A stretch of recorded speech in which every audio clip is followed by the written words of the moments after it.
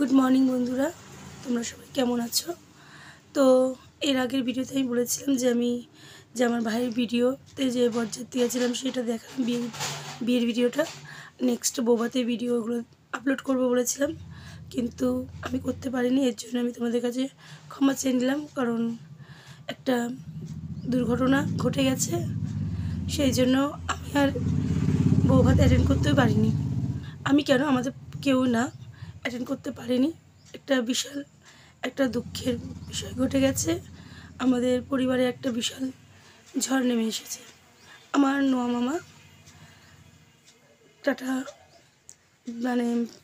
Cancer হসপিটালে ভর্তি ছিল, ব্লাড ক্যান্সারে, তো মারা গেছে।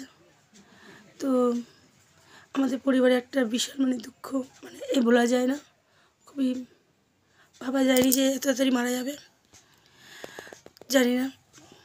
তো ওই জন্য ভিডিও আমি আপলোড করতে পারিনি, আর সেই মানসিকতা নেই।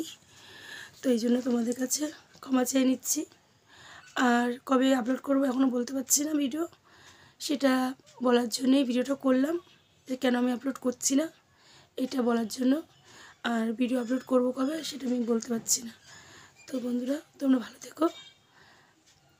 আজকে ভিডিওটা এখানে শেষ করছি।